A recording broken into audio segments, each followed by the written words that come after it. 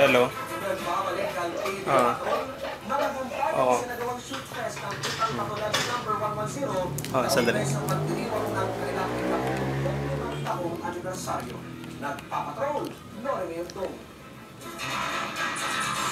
Dito sa shooting range ng 6ID Camp Shongko, Awang, Dato Udin, Siswat, Maguindanao. Buong araw kahapon nagbidahan at nagpagalingan sa isang shooting competition ang mga miyembro ng Putang Bato Lodge number 110 kabilang ng ilang mga kaibigan. Maging ang mga kabataan ay nagpakitang gilas sa junior category.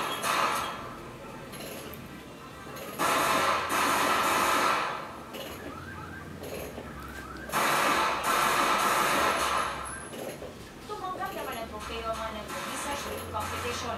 Maliban sa Shoot Fest, nakatakda namang mamahagi ng wheelchairs ang Putang Bato Lodge number 110 sa mga batang may kapansanan kaugnay pa rin sa buong taong celebration ng kanilang anibersaryo. Meron din kami junior, tapos meron kami sa Masonry, mga brother ng Masonry sa may standard and open.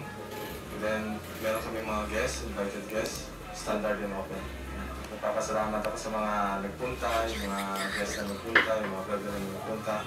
Ito yung mga CCPRA, Cotabato City Pistol and Rifle Association, kasi sila nagtulong sa amin dito. And to the 6th Infantry Division. Lorne Andong, Patuloy Pilipino, sa Central Mindanao. Sa ating public service announcement, kung sino man po